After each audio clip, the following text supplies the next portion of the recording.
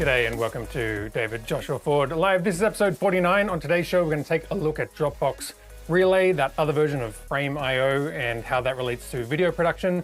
Specifically, we're going to look at some comment markers and how you can use that just to enhance your production there in terms of getting feedback from the clients and sending them files and that kind of stuff. So it's a tool that I use all the time, so I thought it might be useful to sort of show you my workflow through that.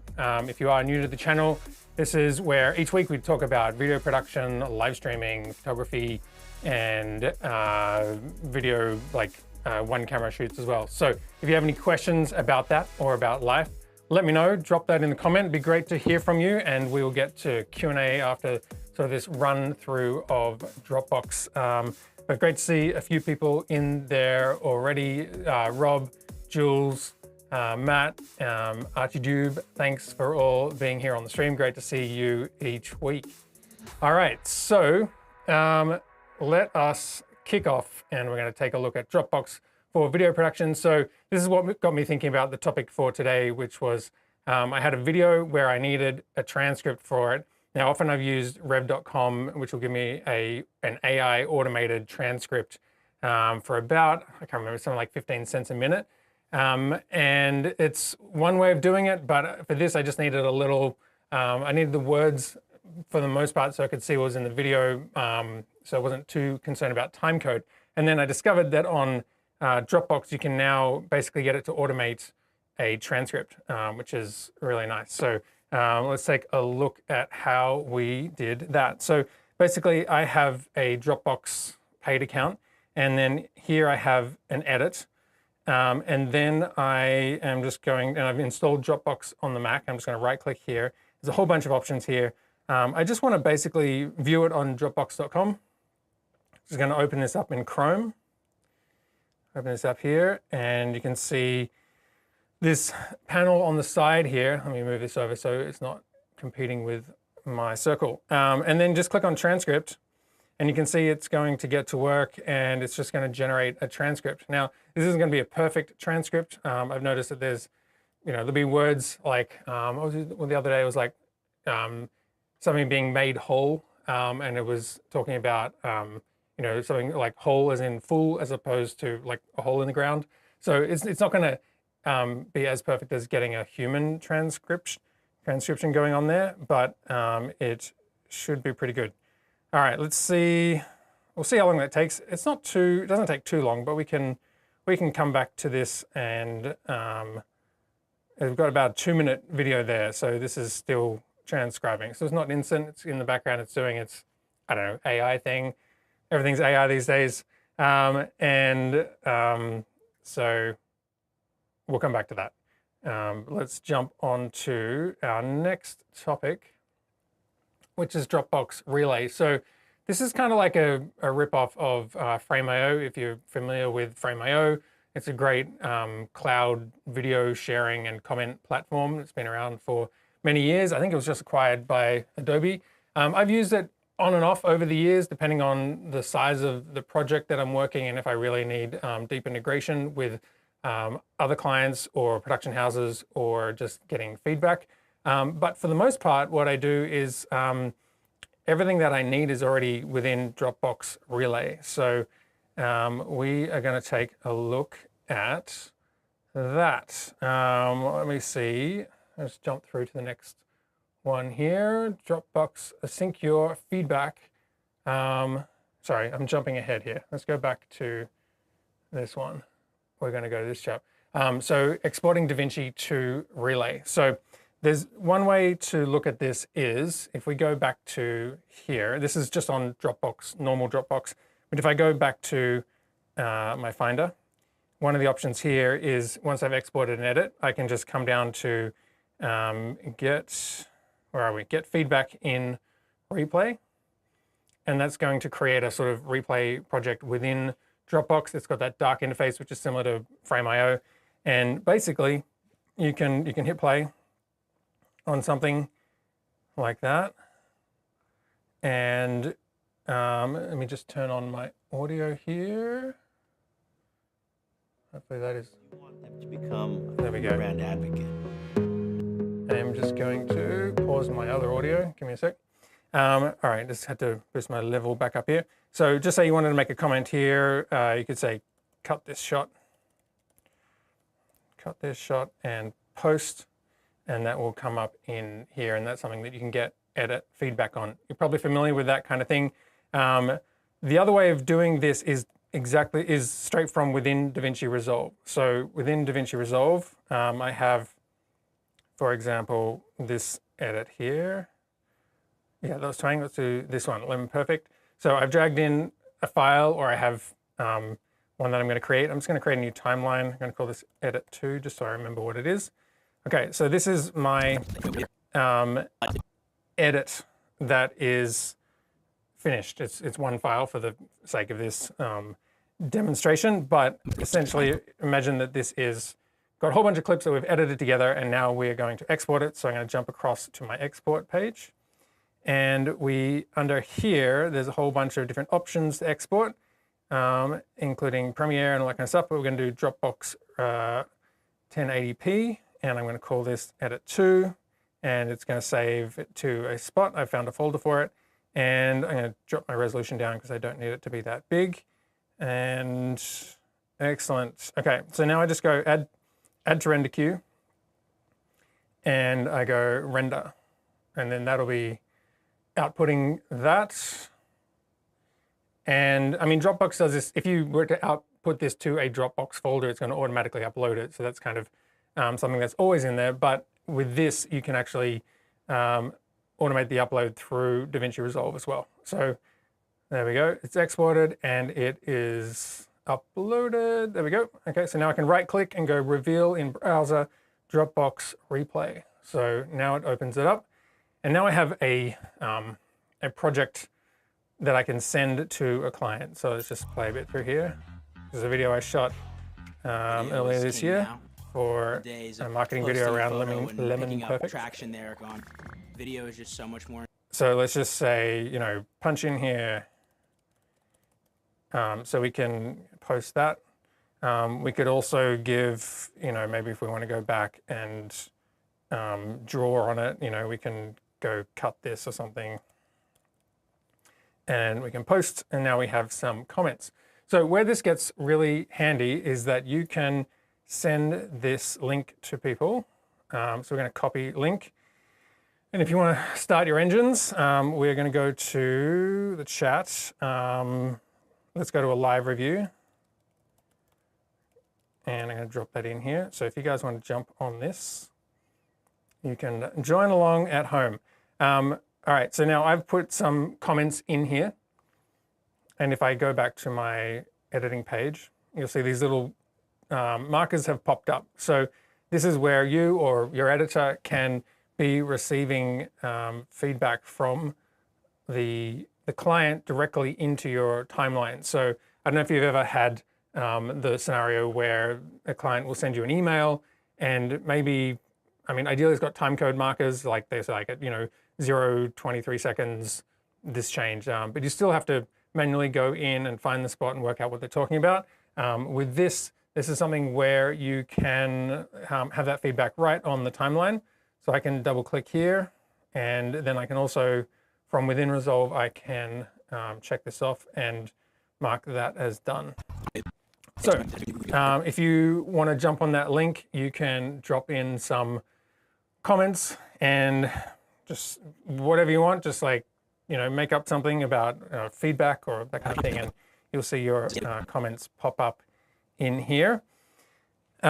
So let's see. Now, the next thing that we're going to do is, which I was jumping ahead to, is Dropbox Live Review. So once you've sent this out, I mean, obviously in non-real time, your client can get to it at their own time, and they can send you feedback, and that's one of the really nice things about not having to be on the same time zone. But if, for example, you wanted to have a video call with them to review feedback, that is where you could do that together. So how that looks is you would send them a link, you would get onto a video chat, so Zoom or Google Hangouts or whatever that is, and then you would use this live replay feature to be able to keep the video playback in sync.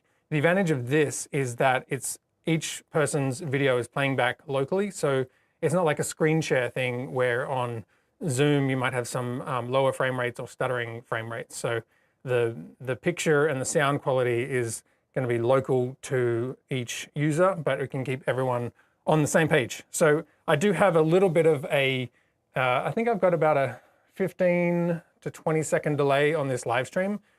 So we're probably not going to be fully live in terms of me talking and you responding right away, but I will try and we will try and get through this. I'll keep rambling for a bit. Okay, so we are going to go back to our Mac, and let's just say that we've jumped onto this live review. So if you're in this page now, you can up here, you can say join live review. I'm logged in as the master account, so I'm going to start the live review.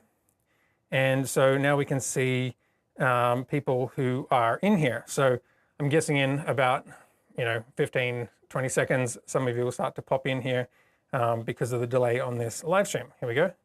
We've got that. Cool. All right. So this is where we can, as we're going through and chatting live on a video call, we can hit play. And so you'll find this starting to play posting a photo and picking on your end as well. And if I pause that, yeah, we've got a few more things popping in here. Then everyone will be paused, so we can all stop and have a conversation. And then we can hit play again. Video is just so much more engaging. Cool, and then it stopped again. All right, so the control of this also means that anyone on the video call can start and stop the video. So at the moment it's paused. So someone out there in the world, if you want to hit play again, we can get this going. Add contrast. Excellent. Thanks, Rick. Giving feedback here. Waiting for someone to hit play, but I know we have a delay with the live stream here. Hit play, guys. Here we go. You can see him moving around. He's like, cool, doing a little marker thing. Beautiful. Guess one. Paying attention to the lower thirds. Is a hydrating lemon water that provides refreshment to anyone, anytime. Excellent. Okay, so I didn't start playing that. That was creating video one is of a the much guests. I harder don't know if that was Rick process. or There's a Rob lot more maybe story to who was it. in there, and For us to so create this the main content downside here is we're early, not on which the Zoom was call. So, difficult. but if we were and if we were live in Very, terms of very conversing, lean, this two is great how lines, but that a lot would of work. for two people. The bandwidth is really the biggest thing. So now if I jump over to, let's drop this down here. Shuttle Rock is a company that creates Excellent. high quality Very video good. assets for I'm us, just going paid to advertisements, sometimes social leave posts this as well. Their live platform review. is super easy to use. Go. Just pause it there so the audio is not coming through twice. As you keep on going through, this will continue to pop up. So we can go back into Resolve and you'll see these are your comments that have started to pop in. Loves this, says Larry, and Rick says to add some contrast to this shot. So excellent. So that's kind of a look at the how you do a live session with someone on Dropbox. Let's just go back to this one where we're saying the transcript, and we'll have a look at how we are going with our transcript. That should be done by now. So if we go back to, where are we up to? There's an error loading the transcript. I wonder why. Transcript. Still going. Okay. I had, let me see. Okay, I'm just gonna, I don't know why there's an error with that one. Let's go to, I had another one. Maybe I'll just do this one. Make view on Dropbox.com. There we go, transcripts. Hopefully that one will do it. While we're here, I'll also go to, where was it? I had another one under masters. I think it was this one. I have another project, view on Dropbox.com. Okay, transcripts, not activity, transcripts. Here we go. Okay, so This is a transcript that I was doing for a different project. This is actually a project that I will probably talk about at some point down the line. This was a long-term time lapse that I was doing for a client in Midtown. So you can see I've got the transcript here. The downside of this transcript is that you can really only like either copy paragraphs or you can go copy the whole transcript. But if I go to docs and I start a new doc and I just paste this in, you'll see it just kind of pastes in as a, line by line. So it loses. What is really nice here is the time code. So I could like click on a different time code and you would sort of jump to that. So from within the web browser, it works as sort of a time code based transcript, but I haven't been able to get it out other than, I think if I select all copy, that gets really messy. There we go. Okay, I got some of that out. I think it only gets what's on the page though. So if you've got a long transcript and it's going past the scroll, then you're not going to get all of that. But I got some of that from there. So anyway, but that's one way. If you just need text and you want to just get it out and skim through it, that's generally how I go through and edit, is using a proper transcript and then just making highlights and doing a paper cut, because that's it saves so much time doing a paper cut, and it's probably a bit old school. That's kind of how I was taught growing up, in terms of how to do an edit, which was a paper cut. All right, let's jump to what do we got here? Comment markers, sync comments. We did that, and then we're going to look at version history. So once you've done a first edit and you've sent it to a client, and then you've got feedback that comes through, you want to keep track of all the changes. If you've got a first, second, third, final cut, that kind of stuff. One of the nice things about Dropbox Relay is that it does that internally. So for example, I can go to my edits 2 that was here, and maybe I would rename this YouTube demo. All right, so that's my project. Oh, sorry, I'm not on the, let's jump back over here. Sorry, I went back in here, and so I renamed this YouTube demo, just so that I have a clear name for the project as opposed to versions. And then under V1, this is where I can come down here and I could add in a new version, add from either from Dropbox or upload from local drive. I'm going to go add from Dropbox, and under projects, under my Dropbox Relay one, this is going to be in a reverse order, but I had edit 1 is going to be edit 2. So we're going to add that one in. And so now we have, this was a different thing altogether. But that is where this will come through with a whole new edit. And then under here, this is where I can click back to version 1. So it could be like version 1, this was all of your feedback and that kind of stuff. And then on version 2, that can be like the new cut that is there and updated. So and then we can put in a new comment. Great. Enter or click post. And then we have a new comment that has come in, and we can manage it that way. So that is the relay part of it. Something that you're probably familiar with, but I thought I just might mention, is how to send a whole lot of media over Dropbox. Now, if you're doing a whole lot of media, you can do up to 100 gigabytes on Dropbox transfer. So I use that if I'm sending a whole bunch of rushes from a shoot. And the way that you would do that is if you just go into your Finder and you jump into, where was it? Finder, I'm gonna go to my project here. Okay, so just say I wanna send my Lemon Perfect edit, right click. Now you can just go send a copy. Wait, is it? Copy Dropbox link. Copy Dropbox link would just open this, where are we? Copy Dropbox link. That's right. It should, I don't know if it's shown here, but it would basically copy that to the clipboard. Sorry, I'm not even on showing you. I've got to jump back over here. Okay, so I went back to my file. I went copy Dropbox link. And then basically if I open a new window, I can paste that in, and this will be the file that you're probably very familiar with in terms of sharing Dropbox links. The trick here is that if you want the client to download it directly rather than looking at it, you can just come in here and change the address from 0 to 1 at the end. So now if I copy that, and I'm going to close that window.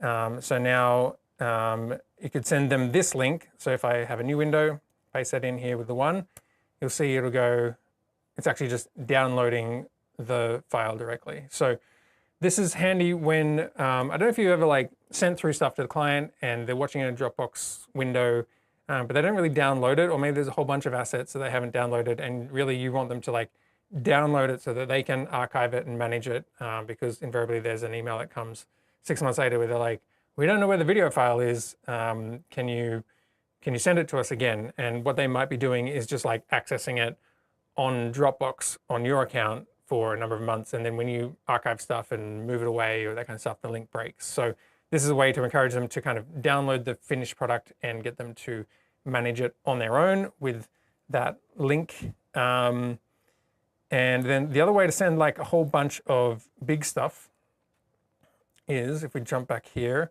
so you could either do a single file or you could do a folder. Let's do a folder, because you could imagine here in my, I've got 2 videos here, but let's just say I had a whole shoot and I wanted to send them a bunch of stuff, or maybe I've exported a really high quality ProRes file and it's 20 gig or more. And so I want to go right click on this folder and I can go send, that's right here, send a copy. And that's going to open up Dropbox transfer on here. And then this is the whole folder in here. So this is only 365 meg, but it's created the whole folder in here, and I can go create, and you can also go add a password. So you can have the link to expire at a certain time or add a password. Download notifications, they're great for just knowing that, okay, the client has actually received the stuff and sending it, and that it's sort of, they've dealt with it. And you can also add via email. So we're going to go create transfer.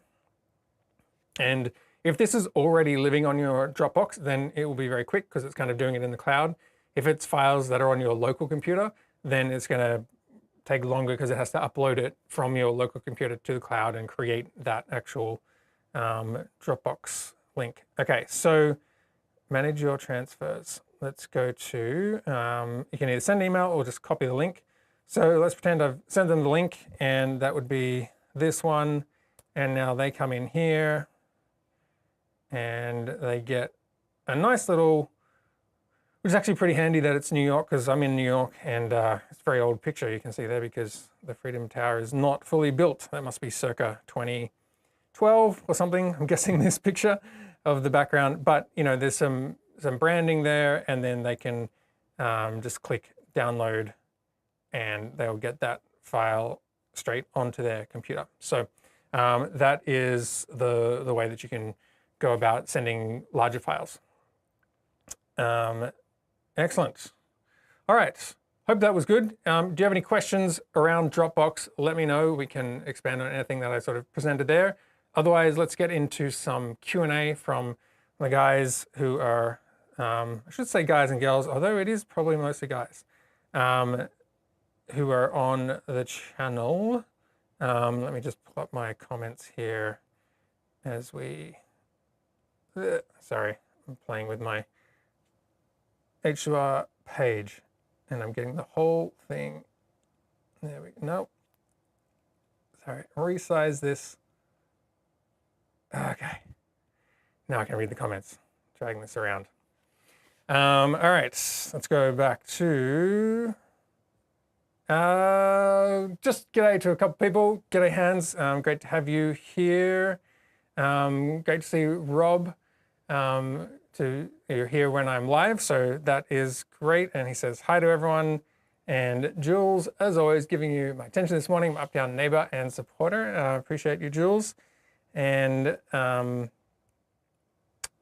where are we? The one key win for using animations is your show starts on time. I'm guessing you mean like the countdown clock. And Yeah, that does keep me on track, which is probably, if I run that clock again, that is, where are we? Countdown to time of day, which means we're going to go live in, oh no, we've got remaining, what do we got? That clock is wrong. To time of day, here we go. 23 hours and 35 minutes until tomorrow at 10 a.m. But that's, I think, the clock you're referring to, and it is something that as I'm doing a pre-show and getting set up, I keep an eye on that. And certainly when I'm getting down to like 30 seconds, I'm like, okay, better focus, and time to go live. So yes. And happy Friday. Great to have you here, Joe from Chicago. We've got Russ from Norway. G'day to you as well. And let me see. He says, where are we? Joe says we should jump on a Zoom meeting post live event. Yeah, I know John does that. I haven't quite set that up, but it's maybe something I could look into in terms of having more of a just sort of like offline discussion rather than something that's kind of broadcast. Digital Creations is sending a big like on the way. Appreciate that. Camille says, do you expect a new product? NAB Las Vegas from BMD, Aperture, Sony, etc.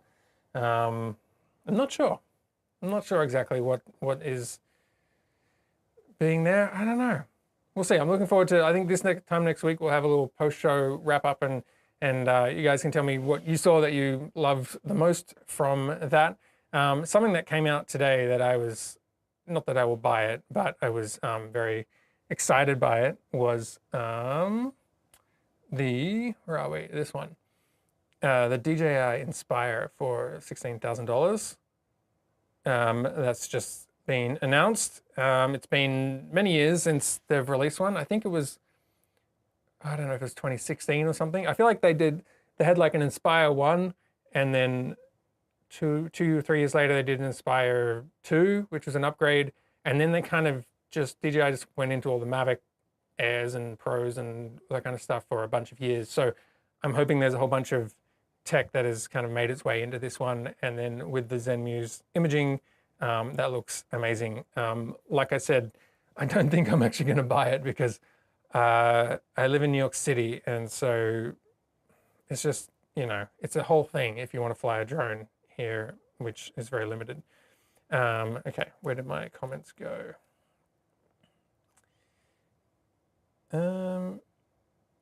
Okay. Rob, send me an email. I will take a look at that. And Matt says, I've been meaning to ask a question for you, but it's a bit off topic now. Is there a way with Companion and Stream Deck to go to another page and then after 5 minutes, if I haven't gone anywhere else, to go home? Oh, I saw that in the pre-show comments. Thank you for that. So basically, have a timer, and if I haven't moved in X minutes, then move back to the home page. Okay. I was trying to have a think about that, and this could get a bit convoluted, but we can take a look. So let's go to, we'll go here, back here. Okay, so I'm on my page, and you can see what I'm doing. I'm in Companion. It's on my home page here. Now I started a test go button. So this would be the page jump button. So you would click this one. I'm on page 1. I've set a press action to go to page 2. So when I click that, it will bounce me to page 2. And then I got a test return button here. And I'm thinking about using, and this is using Companion 3, which I don't think they have these functions in 2.4.2. So just bear that in mind. A custom variable check. So my idea is, if we go to variables, custom variables, let me scroll down because I got a few. We are going to, where are we? Let me just see. We're going to call this one Matt because Matt was asking. Okay, so we've made a custom value called Matt, and the startup value, let's just say, actually, we're just going to persist it. So the startup value doesn't matter because it's going to carry over. and we're going to use a 1 or a 0 for like off or on. So 1 is going to be on, and then the idea would be when we go test go, we're going to jump to this page, and then we're going to set a raw value of mat to 1. So we're turning on the page jump feature. I think that's right. Yeah. Okay. And then we're also going to press and release a button on page 2, which was, which one? 220. Okay. So page 2, button 20.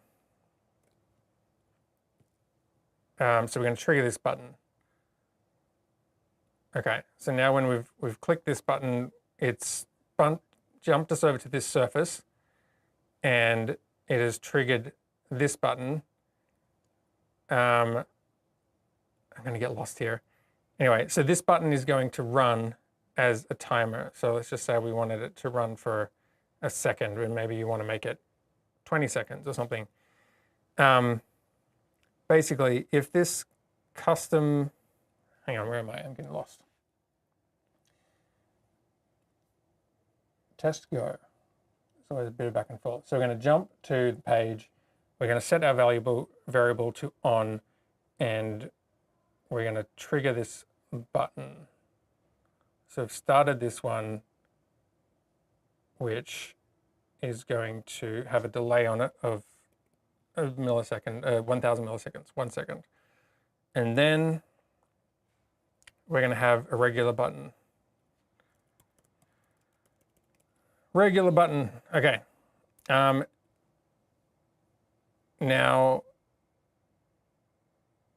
raw. Okay. So, and then we're going to go set raw value. Now, here's the trick, which is going to be 0. All right. So, basically, what you need to do for all the buttons on this page is you're going to have, it's going to cancel out if you press a button. But the thing is, you need all of your buttons to have that initial canceling out of the variable. Hope that makes sense. So just say this was like you want to do a program button, you would start it with this action of that we're going to make this mat variable 0, and then you can add in whatever you want in terms of program, like, you know, ATEM set program input to camera 2 or something. All right. So I'm going to run this one. Okay, so now we come back to here. So the test return button is when we've jumped from the other page onto this one, we've also triggered this button. And after the delayed, this delay is now counting down. And if the custom mat value equals 1, so we switch it on, then we're going to press a page and a button. And that's where I'm running out of buttons. Let me just delete a button. Let's just delete the super source. Okay. I'm going to move this button over here. So we're burning up a couple of buttons to get this to work on the page. This could be maybe a much simpler way in triggers. I'm not sure, but this is the way I was thinking of doing it. So we're going to hit this page, button 21. And this one is going to be a set jump to 1. Okay, so we're going to, or return to 1. Okay, and it's going to be set surface. Surface. Serial number, 2 page, current surface, page 1. Now, the question is, does that work? And it's going to be 1 second. Maybe I'll make it a 2-second delay here just so that it can work. So we're going to come back to where are we? Down here. Okay, I have down by my knee here. Sorry about my knee in shot. This is how I'm running the show on an iPad rather than a Stream Deck at the moment. And so these are the buttons that we created. So hopefully this works. Let's go. So if we test go, we've jumped to this page, and then we've jumped back. Now, if I go test go, but then I do a command like I've cut to here, then you can see I've made a cut. Is that right? Hang on. Regular button, return to 1. Maybe I pressed the wrong button. Return to 1, return mat 0, input 2 equals, I think I had that. Hang on, let me double check. What do we got? Let's come back to me on camera so you can see what I'm doing. Might be getting a bit lost here. Test return, run 21, if it equals 1. Okay, I'm going to put a longer delay in here. Let's put a 4-second delay, and we'll test this out one more time. So we are going to the Stream Deck down here, and we're going to jump to the page, and this has got a 4-second delay on it. I think that's right. Yep, and then it's gone back. Oh, maybe I need an abort on there. No, it should be if equals 1. Yeah, okay. All right, so now let's test it again. And I'm just going to take the cut action just so, because that was confusing before. I've just deleted the cut action off the secondary button. So we've gone over here, this is 4 seconds, and I've hit this button. And now you can see that this page has not changed, because basically within this regular button on the page, it's set the variable to 0. And so when this button is about to trigger this button, the equation doesn't add up, and so it does nothing. So we come back to my shot here. We did it. All right. Awesome. It was like, for a moment, I was like, wait, did I get that right? But that's a convoluted way to make something. But there's a lot of convoluted things in Companion. Once I found that, like, once you have them set up and you have a system, it works well. And so you just got to get your head around some of that logic. So hopefully that helps you sort of think about how to sort of get through there. Excellent. Matt says he loves convoluted, but hopefully that all made sense. Yeah. What else, guys? Do you have any other questions? Drop them in the chat. We'd love to work your way through that. I did have one question before the show from Archidube, which was saying, please talk about how to improve the live video preview in the Canon Control app. It's very grainy and much worse other than other cameras like in the PTZ Optics app. That would be a Canon thing.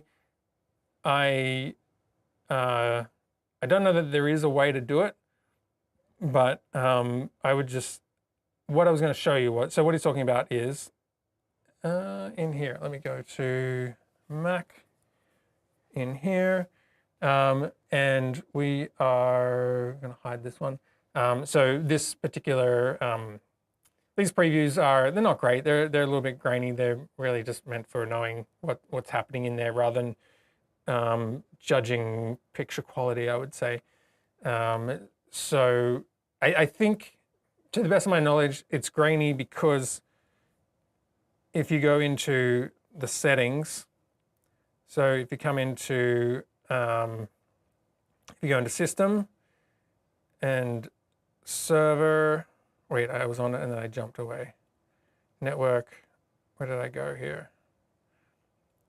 Oh man, I had it. I pre-built IP streaming. Okay, I think it's because if you come down here, it's probably using this substream, which is a video codec of JPEG 1280 720, and the frame rate is, under 15 frames a second. So that's my guess in terms of why you're not seeing this kind of mainstream codec here in terms of HD or 4K. But I think the way around that would be maybe using NDI or something like that. If you open up even, sorry, I'm trying to bring down my, where's OBS gone? OBS. If you open up OBS, you can bring in an NDI stream from that. One of these places. Where did OBS go? I don't know where OBS, okay, it was just slow to load. So you can bring in NDI. Is that right? NDI2. Maybe I haven't selected that correctly.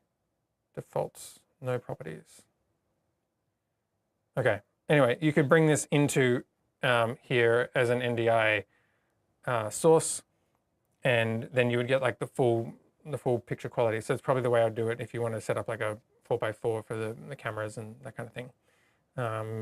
Yeah, hope that helps. What's next?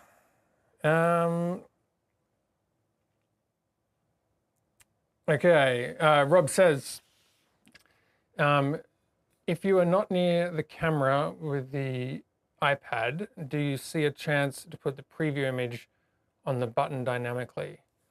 So you could be somewhere in the venue and have an idea of what shot is live. I've seen a couple of things on various GitHubs about how people have done that maybe. It seems a bit of a sort of hack and workaround. So at the moment, there's nothing that I know of that would easily within Companion basically take a screenshot, like a snap of whatever the picture is coming out of that camera, and then push it as a thumbnail into Companion. I mean, that would be handy. At the same time, they're pretty small buttons. So yeah, I mean, the main trick that I have with, not trick, but like what I do with cameras is that I have on my, where are we? Stream Deck. Let's come down here. I'm gonna get my knees out of the way. So this is my camera 1, like recalling different scenes, and then camera 2. And rather than having to name them twice, if I go into my PTZ settings, this is where I would actually name them in terms of preset 1, 2, 3, 4, 5, and then some indicator of what I'm going to cut to, you know, wide, mid, close, and camera B, we can go between mid, hello, and back down to here. So, so when I do a pre-show, I will set my cameras here and I'll arrange them and then save the preset using this panel on the iPad. And it means that I can basically, where are we, cut back to my wide shot here. It means I can, you know, sit in the studio with my iPad here, and I can bring up different camera positions and sort of move it, you know, or I could, you know, this is my other PTZ camera that I was showing you the other week there. This is the second camera. So the iPad enables me to be wireless, and kind of with Aperture's Sidus app, that is how I do my lighting. So it means I can sit here, I have a preview, I can get a sense of what is going on with the lighting and the picture and all that kind of stuff. And then occasionally I will change the presets. So for example, let's go back to my Stream Deck, which was down here, or my iPad, I guess. You know, so I had like a table shot because I've moved it slightly from last week. I think it's a bit underexposed table, and then I have like the Stream Deck down here. So each week, usually have like a wide, mid, close, which are all the same, and then after that, 4, 5, 6, 7, 8 are sort of changeable things depending on what I'm trying to present. And so what I've been doing is in my settings under here is basically this bit of code is handy for copying the button number. So for example, dollars parentheses internal semicolon B underscore text 8818 is saying grab the text from that button. So if I go to 88 and button 18, you'll see this is one wide. So if I, maybe I just wanted to abbreviate to wide shot like that, and maybe I want to put in a new line so it's easy to read. And then when I go back to my homepage here, you'll see that this has been updated there. So in terms of just making it easier so I don't have to, so I can name it once as like, that's the master angle that I'm doing for this show. And then that will cascade into my other settings that I have here. But yeah, in terms of actual getting a thumbnail through, it's probably a little bit harder. But yeah, have a look around on GitHub, because I did see a couple of couple of things poking around on that. Excellent.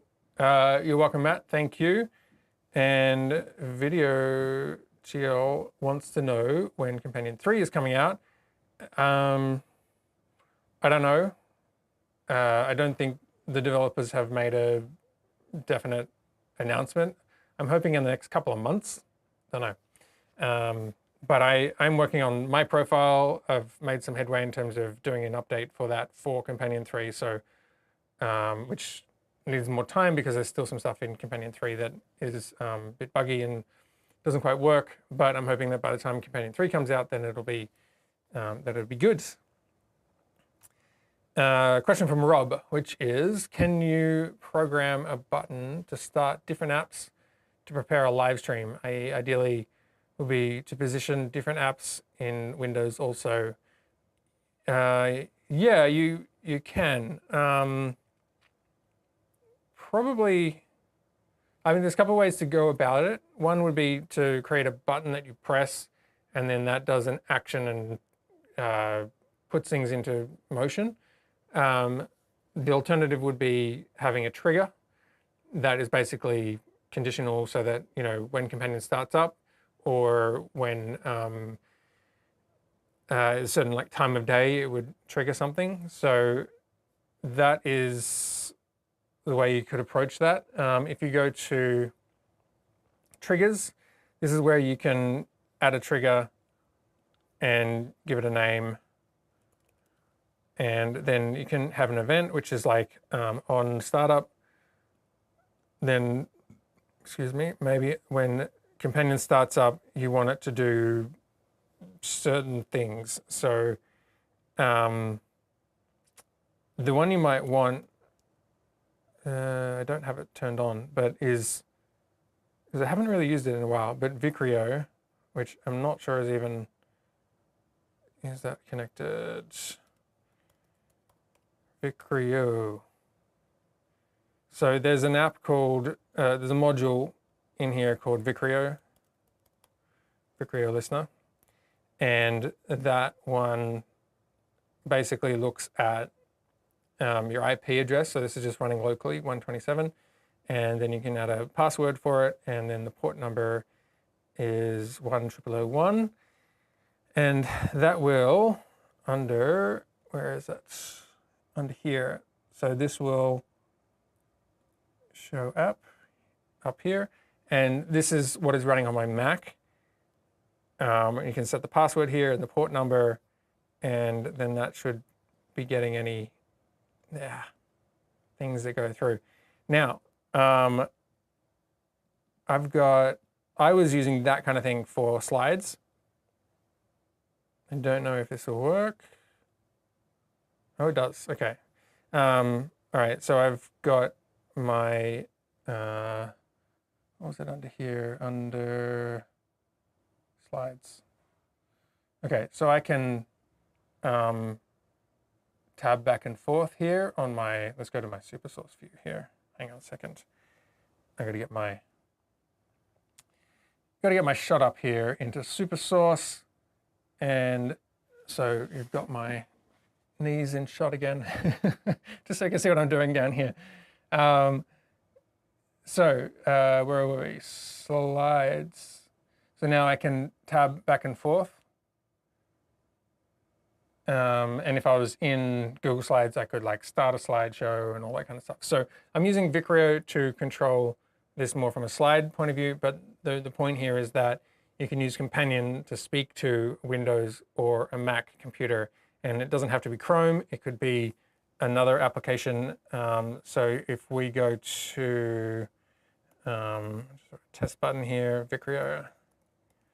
So you can either send combinations, or if you're on a Mac, you can send a key press to Mac OS process.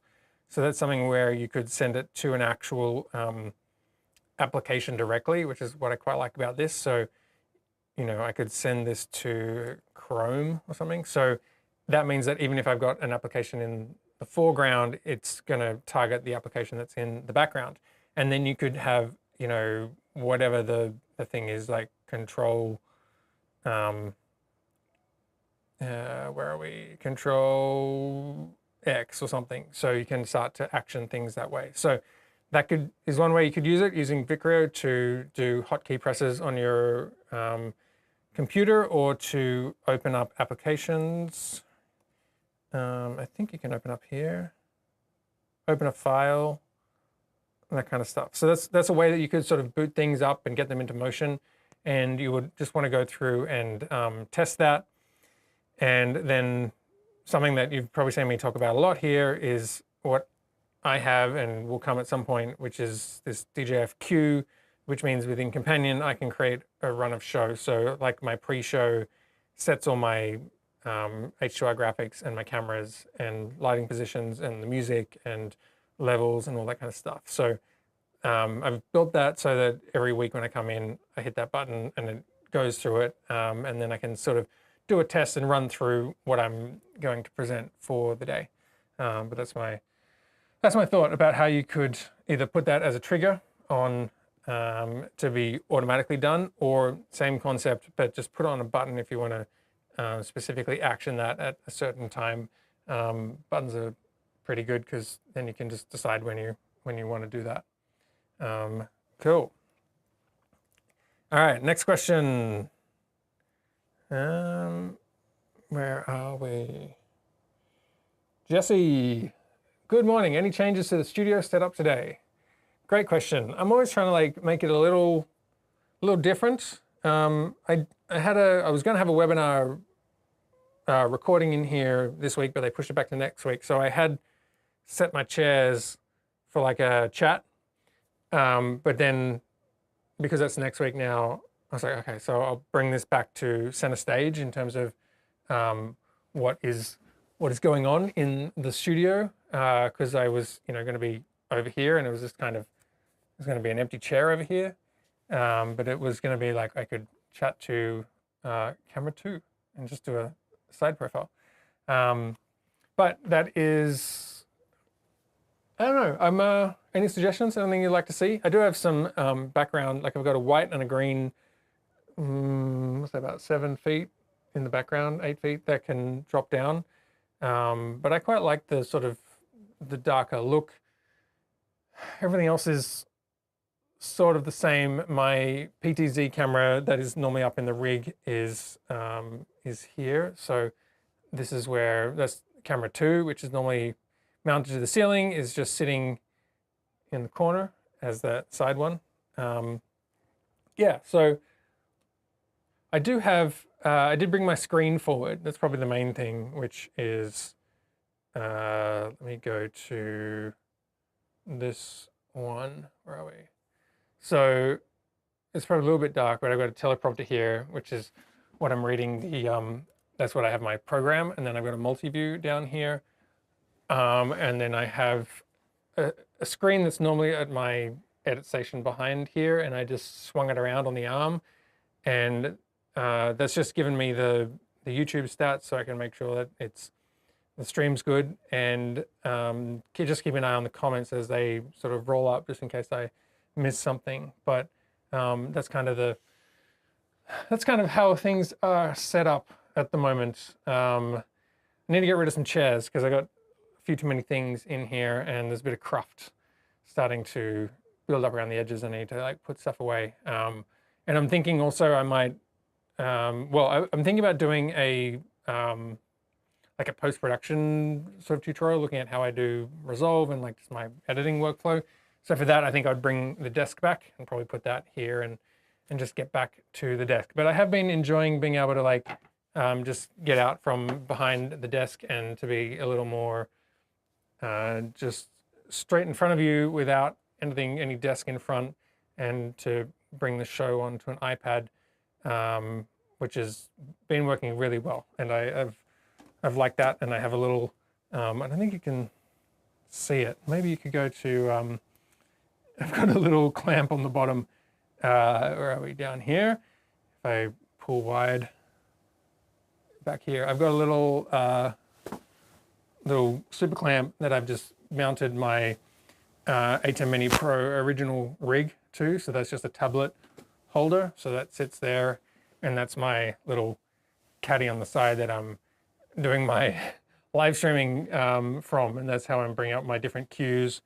So whatever show I'm on, whether I'm like switching or whether I'm pulling up presets, I have my cues here that I can sort of step back forward and forward through. So before, when I was pulling up different chapters, that's how I was sort of going through here to find the right cue, and that's kind of how I run the show. So that's what I've got going on. I think maybe I'll just like tear some things down. I kind of like the background wash at the moment. It's got 3 different colors on that, but always good to mix things up and try new things. Excellent. Oh, good question here. Will you be supporting 2MEs with your Companion 3.0 profiles? Yeah, so at the moment I'm working on a new profile, which will be called 2ME. And if I can, I may even do a 4ME version of it, because there's some stuff in Companion 3 that just makes it sort of achievable. It's like basically once you go from the Mini Pro to the Extreme, things get more complicated. And when you go from the Extreme, which is a 1ME, to 2 or 4, like, you know, suddenly you've got 16 pages of keys and Companion only has 99 pages. So if you got 3 switches, like it just like, you would need probably 500 pages in Companion to manually lay it all out. And so that's where I've been finding ways, as I think I've said in previous podcasts, rather than width, to go deep. And so trying to stack things within a page to actually fit it within Companion. But I am working on a 2ME, maybe a 4ME. I'm excited about that. I think it'll be really neat. It'll bring some functionality that we couldn't have before. One of the main things is the switching is going to be, you can hot switch between things pretty easily. So for example, if I go in here, you can, so in the new version of it, I'm going to have this home, shot, scene, show, and cue page.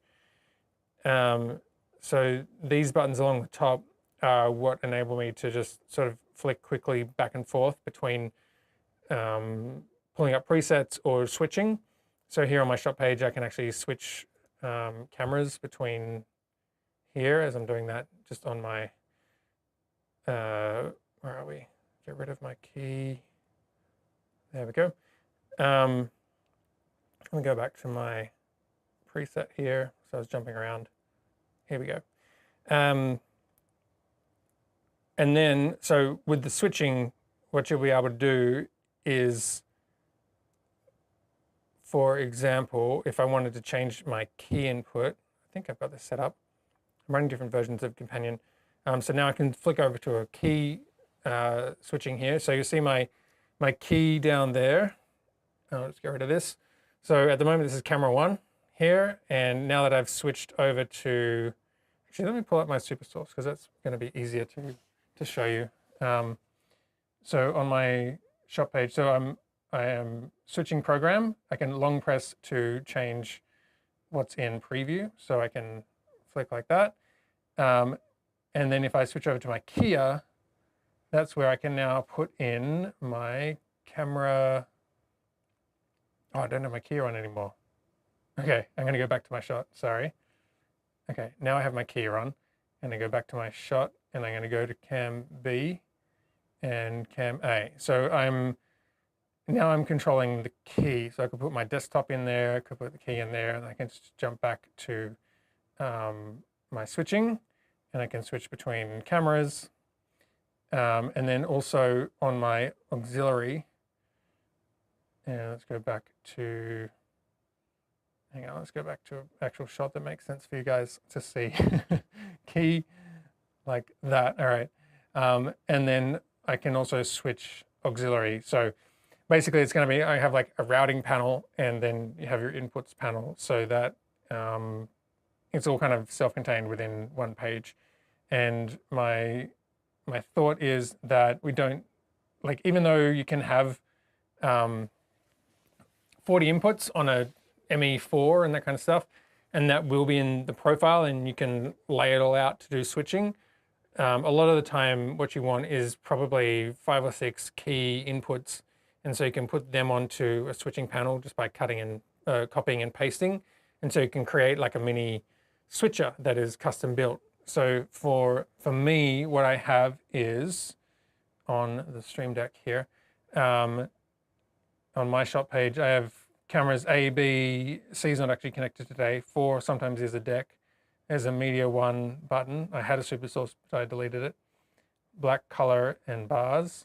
And then this is, VLC is actually input 7. And then I've got my Hyperdeck on 13. And then I got my multi-view on 19. So they're kind of what I need to run this show. And so I just have that, and I don't need to go into my whole like switcher where I would have a whole lot more, you know, like you could have all of your inputs switching on here, but I don't need that. So that's just a way to break it down and keep it simple rather than it getting big and convoluted. So that's what I'm working towards.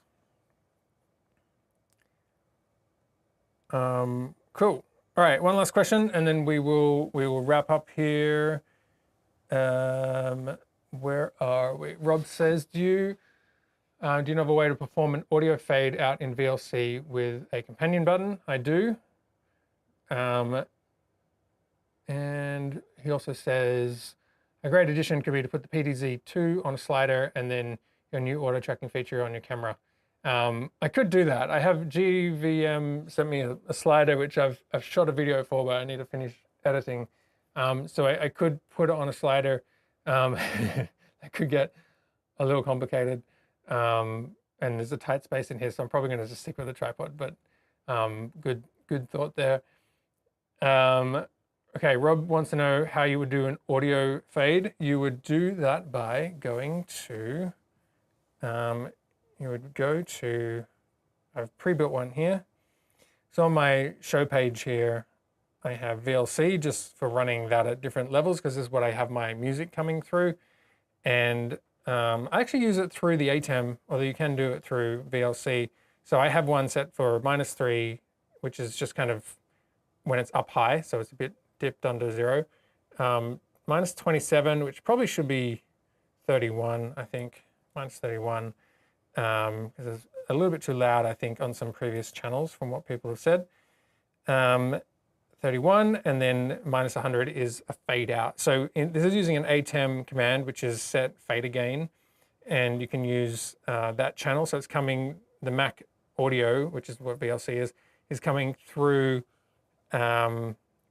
my input 7 on VLC, and I'm saying the stereo source, I want it to fade to 100, -100 over 5 seconds here. And then after that, I've got a VLC command to stop, just to kind of stop the music in the background. So that's for if I'm starting the show and I'm talking with music underneath, that's what I would hit to fade the music out and stop. And that's why before, when I had VLC coming back at -3, I was trying to, because the computer audio was running on the same one for the Dropbox demo I was doing. That's why under this command, there's a play here and the music came in. That is the way you would do that. With VLC, you can go VLC, and I'm pretty sure you've got like a set volume to, and that's where within VLC itself, it could be, and they're values though. So actually, let me go to my VLC page. So I've got some commands here. So set volume to 100 is actually a value of 256. And then setting it to, what was it? About 85%. Oh, no, it's a +5, right. Yeah, so you can increase the volume or decrease the volume by 5. Here we go, which is -12. And I think that should be +12. I don't know why that's not in there. So there's some weird numbers, but I'd say play around with that in terms of what you see on the actual VLC slider, and then 0 is 0 for VLC having no audio. So that's where you can see at the moment my VLC slider down here. I'm going to move this right up here for you. So that's on 100. So just watch that slider. That's gone to 100. I can, where are we? Is that right? So I can set to 50 or to 85 or to 0. And that's the way that you can do that internally there. Okay. What do we got? Excellent. And I will, if you need, I might take up on that if I, like when I get to the point of having something to be like, are there any bugs in it? Excellent. All right, guys. Well, that is all for this week. So thank you so much for tuning in as we talked about Dropbox Replay. If you haven't used it, go check it out. I think it's pretty handy because if you're using Dropbox, it's already in there. So it's very nice way to not have to pay another fee every month to another service. But until next week, take care and I'll see you then.